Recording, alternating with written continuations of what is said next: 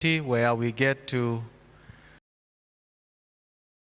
and our minds, that as we engage with the Lord, we may hear from him and also be ministered to as he meets us at our various points of needs, and as we also thank him for the victories, for his guidance, for the wisdom, for the myriad of blessings that he continues to shower upon us. We began yesterday by beginning with the theme verse or the key verse. We also gave the general direction that we'll be taking throughout this week as we shall be engaging with the word of the Lord. As I mentioned yesterday, we are going into a 5-year period where the area of emphasis will be in the word, that we may be inspired to do more mission. Not that we are not doing mission, but we want to be more focused on mission. These themes and the focus all revolve around the Great Commission that is given to each and every Christian in the book of Matthew and also the book of Revelation, chapter 14. And so this week, our emphasis will be generally guided by stewardship department. And yesterday we began by noting that as we talk about stewardship and make reference to Paul's admonition, encouragement, and powerful words to the church at Corinth, he emphasizes two things. Make those three: that we are servants, and because of who we are, then we can be able to do that which is stewardship, with the aim of being faithful, not successful, not reliable, but faithful. And so we continue on the same vein. And as we talk about priority determining the capacity this week, today we want to zero in on just two words. And the two words are but seek first. Those will be three words. So we say seek first. Those will be two words. Today we are seeking in the context of ensuring that our priorities align with the priorities that are heavenly. And in so doing, we are able to expand our capacity. This evening, we are saying that your chosen priority, your priority can be God's kingdom or your own kingdom, determines your capacity to receive, to recognize, and to steward God's provisions. We know that God is a provider. That is where we are, that God provides. And so this evening we are saying that depending on how I choose my priority, whether to prioritize the kingdom of God or to prioritize my own kingdom, that will determine a number of things that I'm able to do. Number one, my capacity to receive. Number two, my capacity to recognize God's provision. Number three, my capacity to steward what God has provided. And so we are reading Matthew chapter 6, verse 33, which says, but seek first his kingdom and his righteousness, and all these things will be given to you as well. Now, before God makes that statement, there are three key points that are made. In fact, if you read the entire pericope, I'll read from verse 25, which says, "Therefore I tell you, do not worry about your life, what you will eat or drink, or about your body, what you will wear. Is not life more than food, and the body more than the clothes? Look at the birds of the air. They do not sow or reap or store away in barns, and yet your heavenly Father feeds them. Are you not much more valuable than they? Can any of you, by worrying, add a single hour to your life? And why do you worry about clothes? See how the flowers of the field grow. They do not labor or spin. Yet I tell you that not even Solomon in all his splendor was dressed like one of these. If that is how God clothes the grass of the field, which is here today and tomorrow is thrown into the fire, will he not much more clothe you, you of little faith? So do not worry, saying, what shall we eat? Or what shall we drink? Or what shall we wear? For the pagans run after all these things, and your heavenly Father knows that you need them." And therefore he comes to that point. Therefore, seek first his kingdom and his righteousness, and all these things will be given to you as well. Three foundational points. Number one, you are not put on this earth to consume. That is the first foundational point Christ makes. Before he can say, seek the kingdom, he says, number one, understand you are not on the earth, you are not born, you are not imbued with all these blessings, with the talents, with the opportunities, with the ability to influence, with the material benefits that you have and blessings that you have. We are not on this earth simply to consume. That is the first point Christ is making. Then he makes point number two, that you and I are valuable. That is the second point he's making. And point number three, which he makes, before he says seek, he says number three, God provides. And it is this point number three that we want to talk about this evening, that God provides.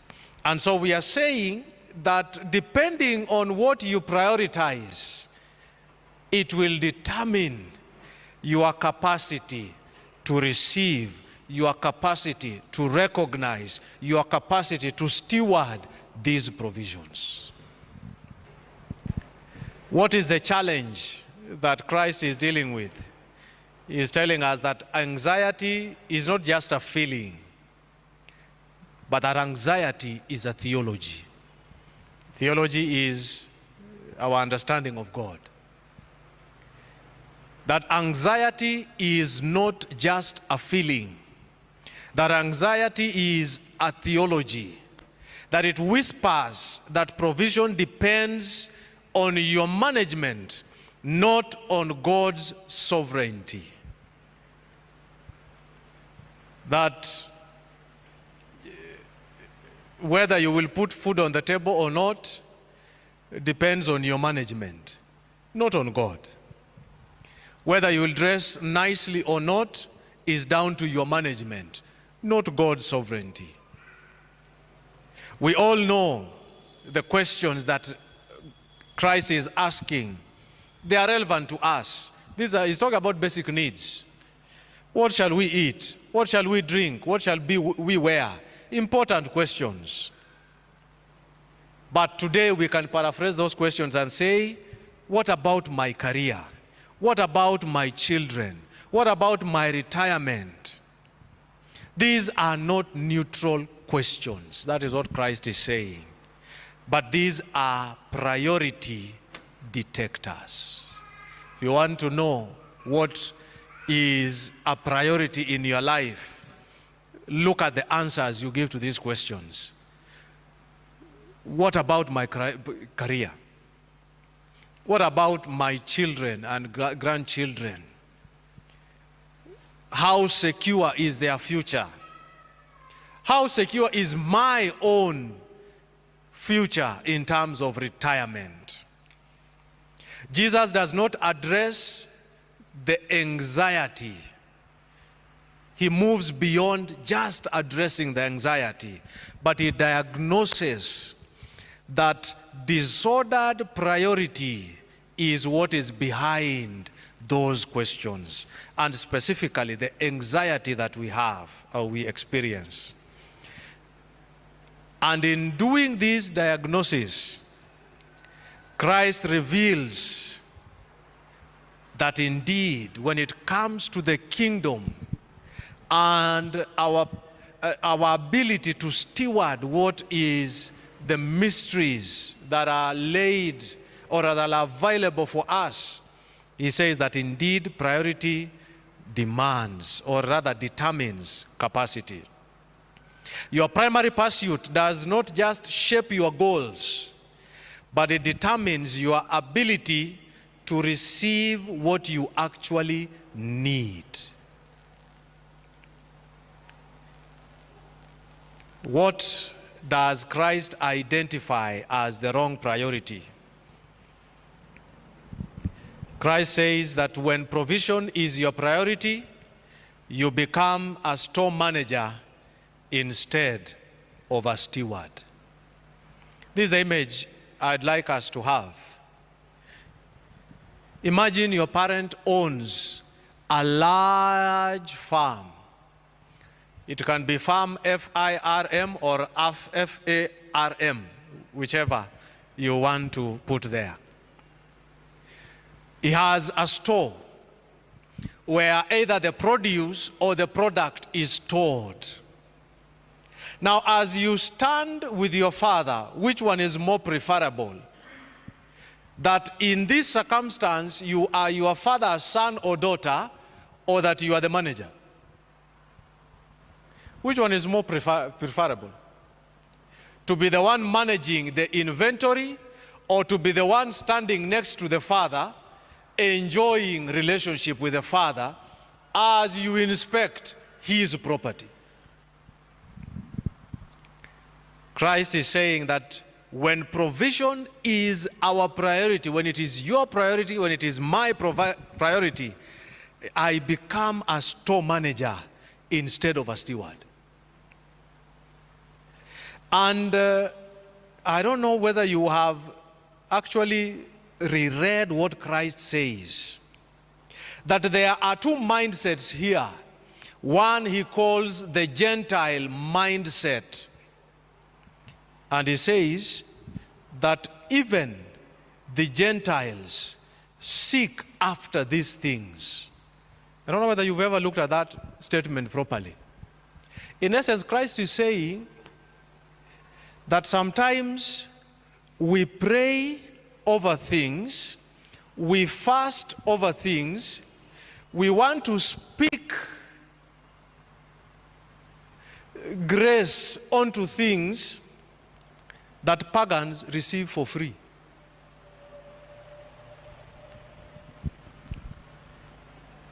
Christ is saying, don't pray for things that others who are not praying receive for free.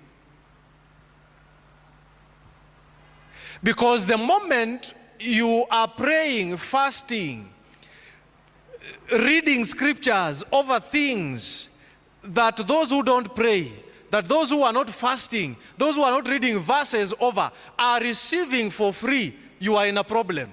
And what is your problem? Your problem is that you are anxious. Why are you anxious? You are worried that even after praying, you've not received. But the one who has not prayed over these things has received them. You end up with a scarcity mentality. Why? Because your prayers are not giving fruit. But the person who is not praying is receiving. You end up with divided loyalty because the methods that the Bible is subscribing to you you begin doubting them. And so Monday to Friday, you are of the world. But on Sabbath, and probably on Sunday, you are of Christ. Why? Because you have a Gentile mentality. That is, you are chasing after things, after clothes, after food, after shelter. And Christ says, even Gentiles follow after these things, and they receive them without praying, without fasting. Now you start quarreling with God. Why is so and so, who has not prayed the way I have prayed, receiving these things? Why is so and so, who is outwardly evil, prospering? In fact, I owe them. They don't owe me. Christ says, when provision is your priority, you become a manager, not a steward. How do you know? You begin worrying about things simply because others are getting them without putting the effort you are putting in. That the priority turns everything into a commodity to be managed, not a gift to be stewarded. You hoard. Why? Because you have a scarcity mentality. We cannot give sacrificially. You cannot give your time sacrificially. You cannot use your network to influence for the kingdom. Why? You are saving it for a rainy day. That there is that rich individual who might not be a Christian, but simply because you are saving them for a rainy day, you cannot knock at their office and request them to fund the activities of the kingdom. Why you're saying, no, I will go into that office when I want an admission for my grade 10 students. I will go into that office when I will be needing a university admission. Let me not waste that influence. Christ says that when you have a Gentile mindset, you cease being a steward, you become a manager, and everything becomes a commodity to be managed, not a gift from God to be stewarded. You hoard rather than distribute because you believe you are the source. God is not the source. But Jesus remarks and marks his followers with one radical difference. He says it is not about better planning, but it is about a better relationship. And Christ makes an important statement that what is the opposite of a Gentile mindset? Verse 32 says, your Father knows. You see, in Greek, the word that is translated know or knowing can be one of two words. There is gnosis, which is translated in English as knowing or knowledge. And then there is oida, which is also translated as knowing or knowledge in English. Now, what is the difference? I'll use a personal experience. I have two sons. I was present when both of them were being born. I sang the songs, I brought the water, I rubbed the back. I did everything. But I can never say I gave birth.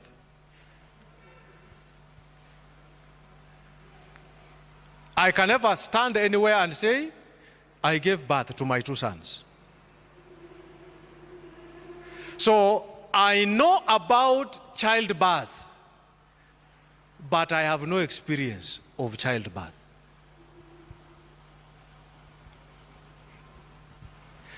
I only gnosis childbearing, but my wife oidas childbearing. Jesus is not saying that the Father has gnosis about your needs. He's saying he has oida, that he has intimate knowledge. He has experiential knowledge. That what God has in forms of knowledge is settled, complete, permanent knowledge. That he says, God, your Father, knows. Underline the word Father. Because Father is a relationship.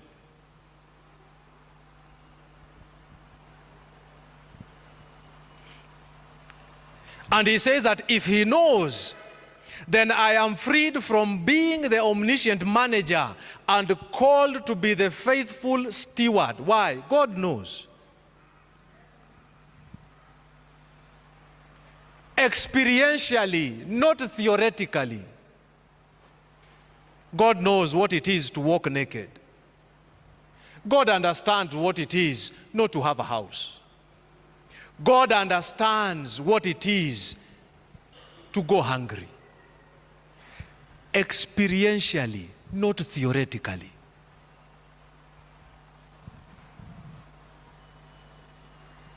He says that there is a paradigm difference or shift between the mindset of one who has a Gentile mindset, who is concerned over things that God gives for free without prayers. There is a radical difference between somebody who is chasing after things that God has given for free. Why is Christ making that statement? Because you must understand blessings are two types.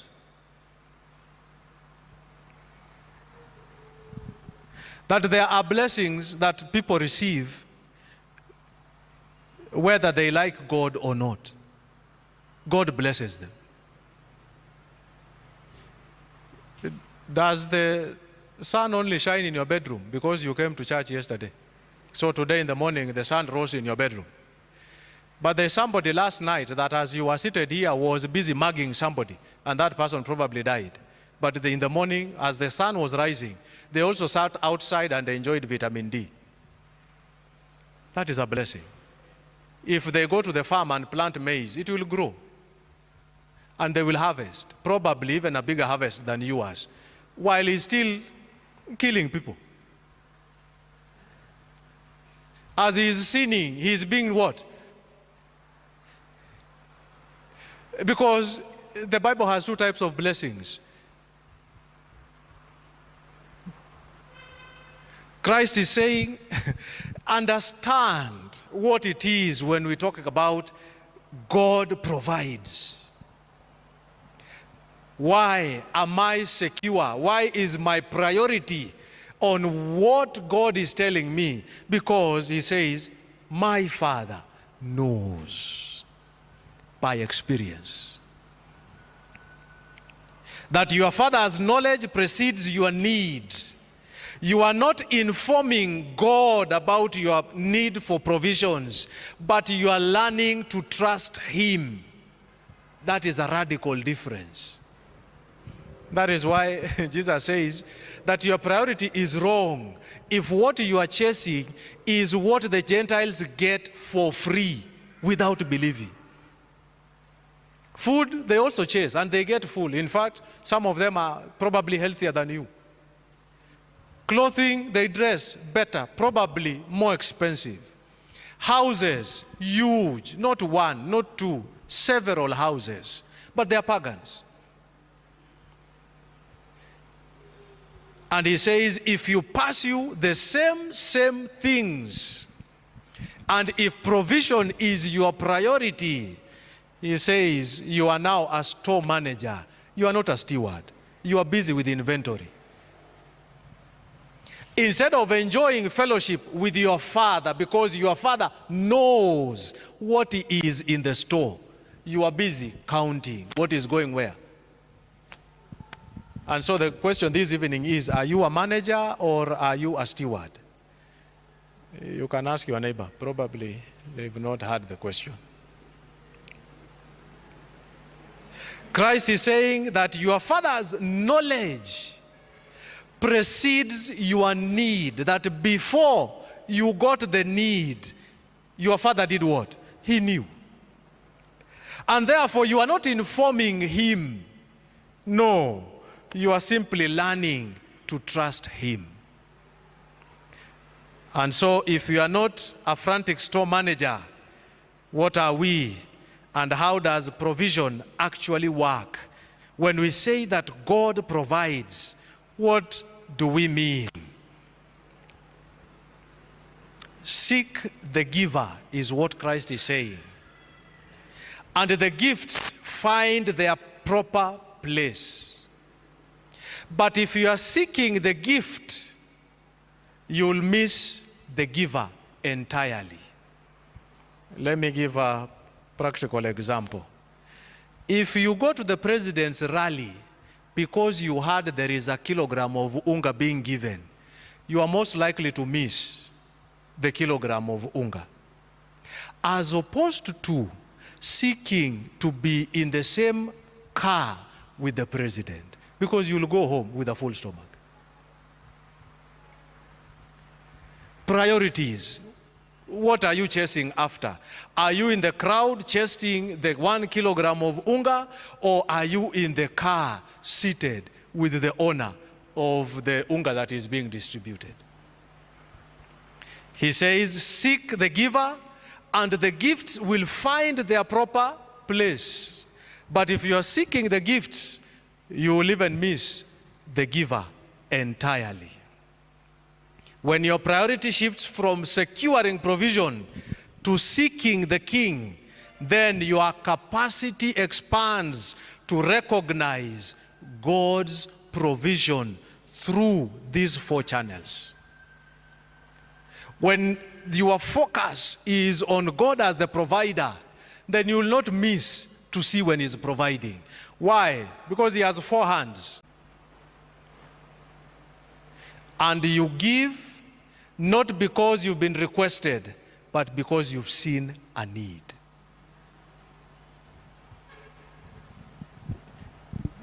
If the shoe is worn and you are capable of replacing it, replace it.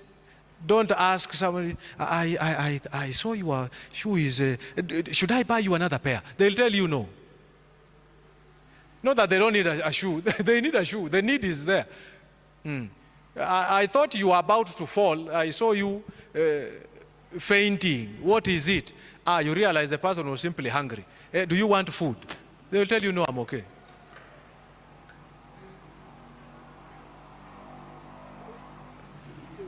Understand that generosity is not about lowering people's dignity. And if you notice, when Christ healed that lady with the issue of blood, who gave the testimony? It was not Christ saying, you see now, as I was telling you, somebody has touched me, power has gone off. Now you see, I prophesy, there is a lady here who needed, you see she has been having problems. No. He simply insists on who, because the miracle is done. She has received what she wanted, but she needed God to provide more than a miracle. For you to understand this, we know the impurity laws. This lady had an issue of blood, meaning she was ritually and religiously impure. Anything she touched would be defiled. She is surrounded by Hebrews who know that. Why did they allow her to touch them? Or you never noticed, she's not supposed to be touching them. But Luke is very emphatic. In fact, the word translated, they were pressing, in Greek, is the word you use for producing juice, squeezing. That is how tightly people were touching each other. So people elbowed her, they hugged her, people were all over the place. But why is it that nobody noticed her and said, this woman is making us defiled. Hey, chase her. It is because she had become a thing, not a human being. nobody notices furniture. Even the deacons, if I was to ask them to describe the pieces of furniture here, most of them, the farther will go is to tell us how many they are.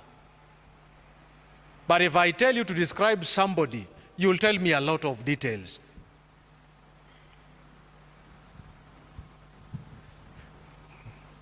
Christ was simply allowing people to look at this lady as a human being, first and foremost, to see her. That was the first thing. She needed to be seen. And people to realize this is not a thing, this is a human being, number one. Number two, that this human being has a voice. Chairs do not speak. Pieces of property don't speak. Christ is simply saying that poverty, lack, ill health had dehumanized. And so when God provides miraculously, he must go beyond that to say, this is not a thing, this is a human being, valuable, should be seen, should be heard. And so understand that poverty dehumanizes. So don't ask people whether they want to be helped. See the need, do what needs to be done. Do not dehumanize them further. Simply do what needs to be, so that it allows the cycle to be complete, that there is a receiver and a giver.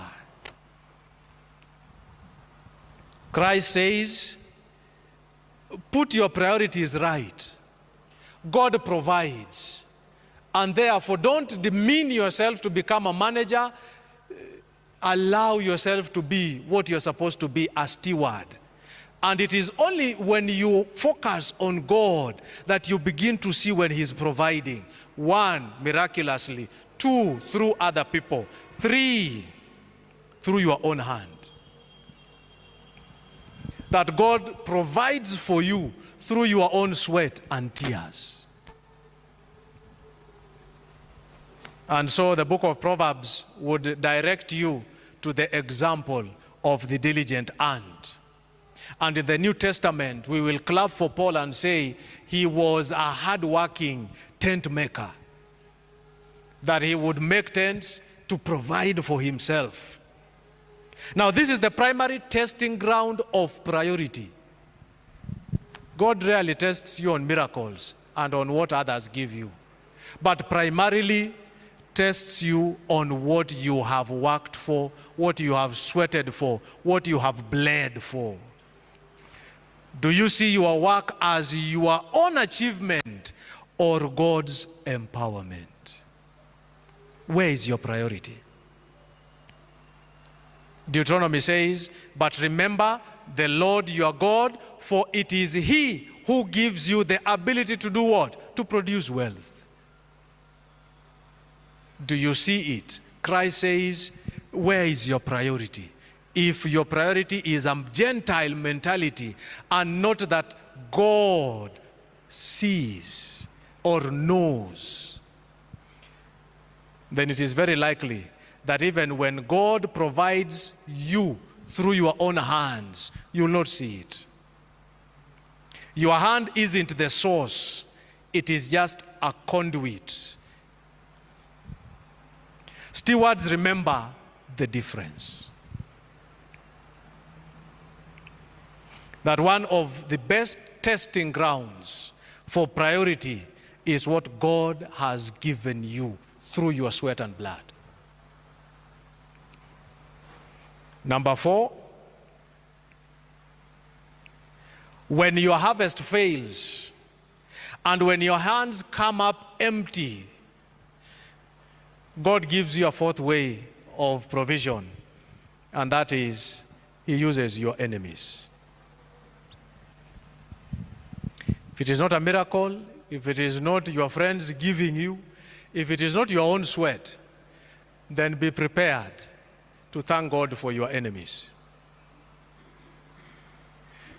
Do you think when Joseph is prime minister, he is cursing his brothers? He's very happy. Those people, they did the best thing. They threw me away. They should, why didn't they sell me earlier? Why didn't these people, they were wasting time. They should have sold me earlier so that I become prime minister. What?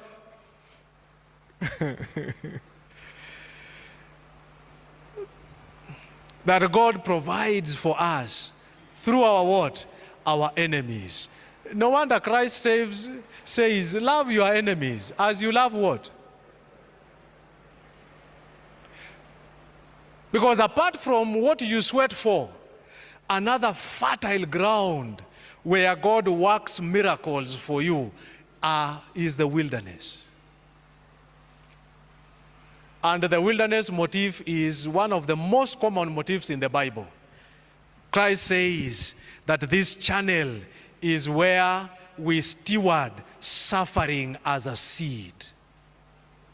Have you heard the song in Psalms that says, those who weep, sow in weeping shall do what?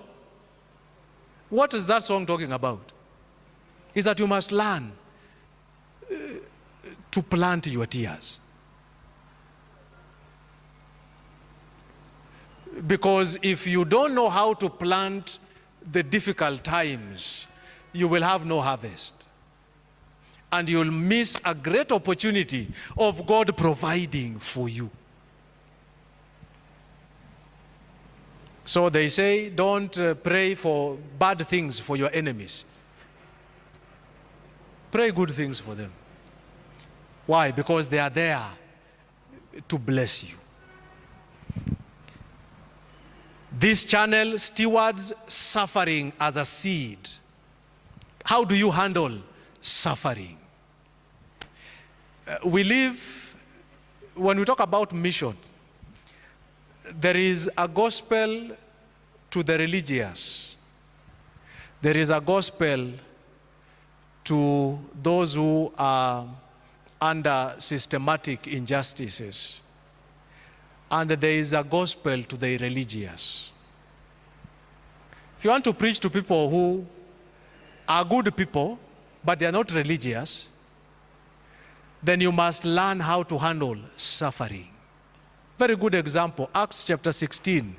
When we sing the chorus, Paulo na Sila waliomba, what are we praising and what are we singing about? It is Paul and Silas learning how to sow their tears. And because they knew how to sow their tears, and they learned that Christ has already suffered, somebody else does not need to suffer for me to gain. They are singing in prison. They are not cursing.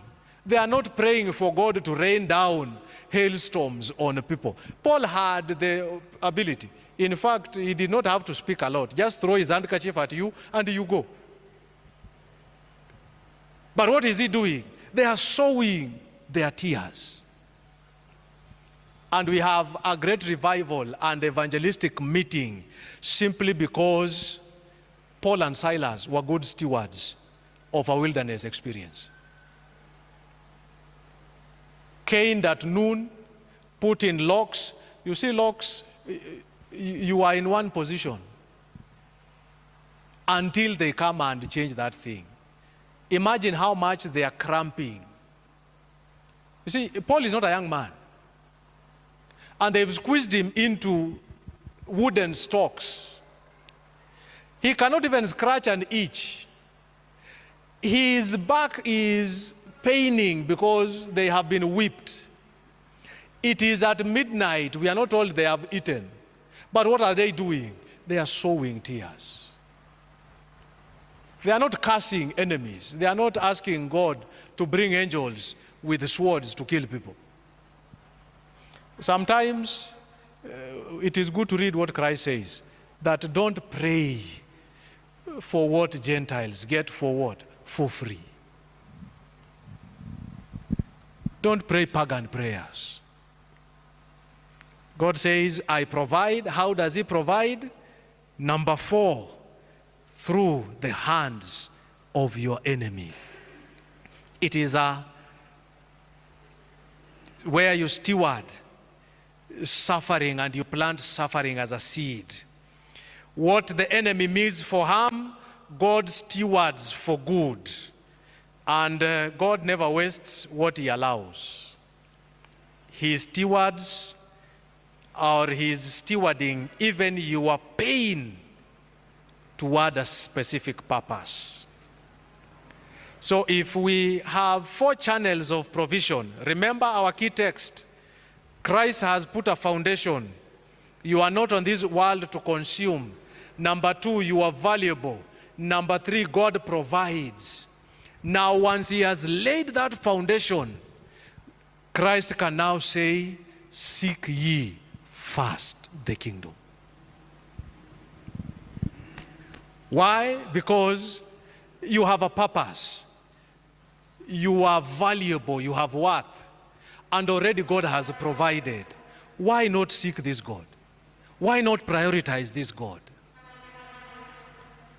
What does it mean to seek? Seeking is inquiry into something which is not immediately obvious. Because the kingdom and its rules are not obvious. By now, I think we are beginning to see that the way God operates and how his kingdom operates is completely opposed to the rules that we are used to. And so if God defines blessings differently, and God defines capacity differently, and God defines priorities differently, then it means for me to understand the kingdom, I must pay particular attention to what it means to be in the kingdom. And so he says, seek the kingdom. Not because it is hidden, but simply because its rules are not obvious. The rules for the kingdom are not obvious. And therefore he says, seek this kingdom. God provides, but not in the way that we think of provision. God blesses, but not in the way that we think of in terms of blessing. He says, these are 2 different kingdoms, 2 different rules, 2 different ways of thinking, 2 different ways of doing things. And unless you seek, you might not enjoy this kingdom. Why? Because you are applying the wrong principles and rules to the right kingdom. And therefore he says, seek the kingdom. Because if you seek and understand the principles that govern stewardship, then he says there is a promise that other things will be added. He says clothes will be added, houses will be added, food will be added. Once you prioritize what? If God and his kingdom is your priority, then you have a capacity to receive the rest.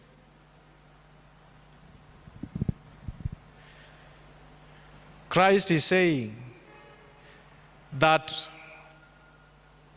if you seek the kingdom first and you prioritize credibility,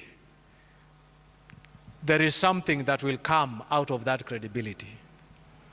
That if you prioritize credible relationships, because that is the kingdom rule, then there is something that comes out of it. That if you prioritize integrity, character, competence, that other things will be added. Now, for those of us who are employed and we are in circles, people come to you to guarantee them loans. There are people you will never guarantee loans. You will give them all manner of excuses. You say, I have reached my maximum. Oh, you see, I took my loan. Now I would have wished to help you, brother, but the problem is not that you don't have enough shares, but the problem is that you are dealing with somebody who's not credible. If you are in a marketplace and you have credible relationships, somebody can put in a word for you and say, so and so will pass by there, they need stock for 1 million shillings, give them. Their word is as good as surety. They'll give you back that money.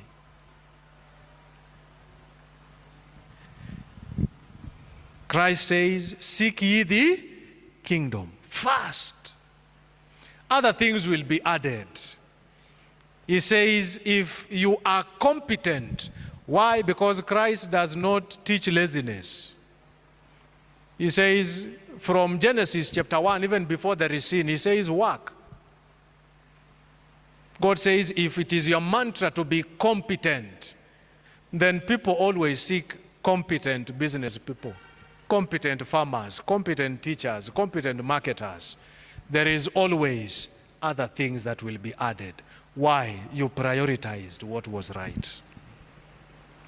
In fact, one person said that if you find anybody who has money but has no credibility, no credible relationships, no integrity, no character, no competence, that is a thief.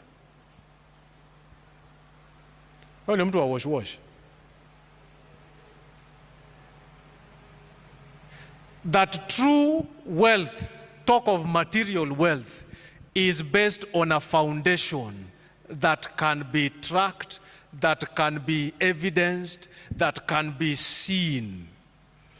And so if you are credible and you engage in credible relationships, you have integrity, you have a character, you are competent in something, definitely, Christ says, when the kingdom is first, the promise is that other things will be added. And so as we wind up this evening, what are we saying? That stewards don't worry about source management. They excel at resource allocation for the king's purposes. What does this look like in real life? Ask yourself these questions. How can I advance God's kingdom through my work, through my relationship, through my decisions today? Set this as your priority in the morning. In the evening, reflect on your day. Ask yourself, where did I see God's provision today? Because this trains your capacity to recognize God's channels of providence.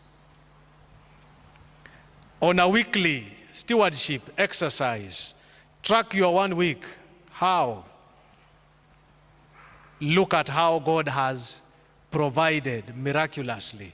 How has God provided through the hands of people that are around you?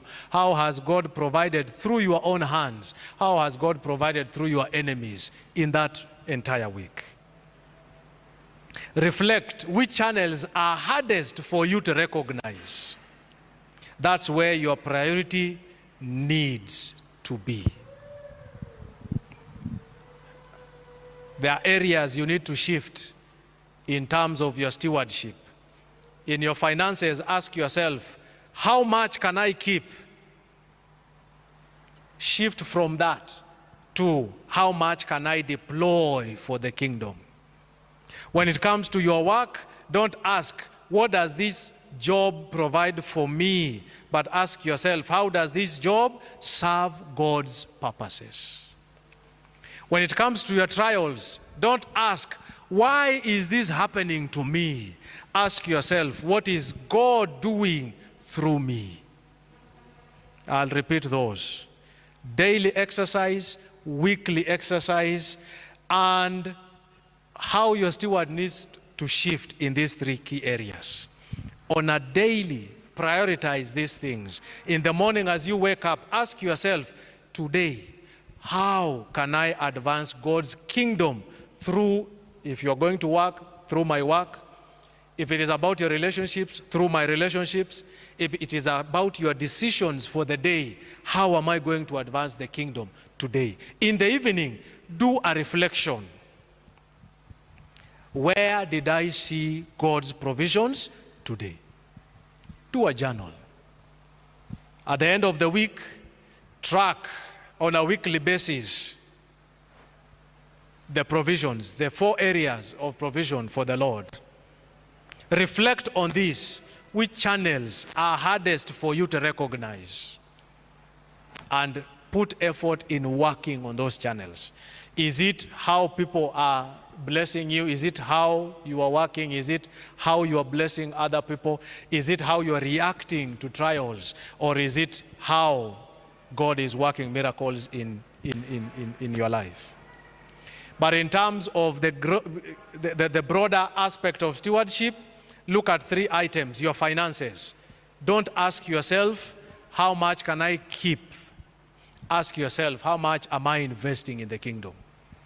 When it comes to your work, ask yourself, don't ask yourself what that job is providing for you, but ask yourself, as you are in that sphere, how is God's kingdom working? How does this job serve God's purposes? And finally, when it comes to your sufferings and my sufferings, do not ask, why me? But ask yourself, what is God doing through me? So as we conclude, this week I challenge you to conduct just this radical experiment. For the rest of the days that are remaining, make seeking first the kingdom your conscious, practical priority to see how God's provisions are expanding. Watch how stewardship becomes a joy instead of a burden. Your priority determines your capacity. Seek the King, and you will find that you have everything that you need to build his kingdom. And may the Lord bless each and every one of us. Song 272, stanza 1 and chorus, as we wind down. 272.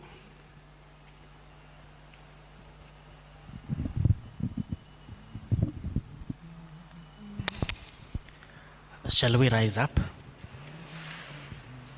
Song 272, stanza 1 and chorus. Give me the Bible, let's go. Give me the Bible, star of gladness gleaming, to cheat the wanderer, lone and tempest tossed. No storm can hide that peaceful radiance beaming, since Jesus came to seek and save the lost. Give me the Bible, holy message shining. Thy light shall guide me in the narrow way. Precept and promise, law and love combining. Punish in eternal day. I pray that this evening as we disperse, may you go with this confidence that our God will meet all your needs according to the riches of his glory in Jesus Christ, not according to your management, but according to his sovereignty. Not because you deserve it, but because he delights in you. Go as stewards of a king who knows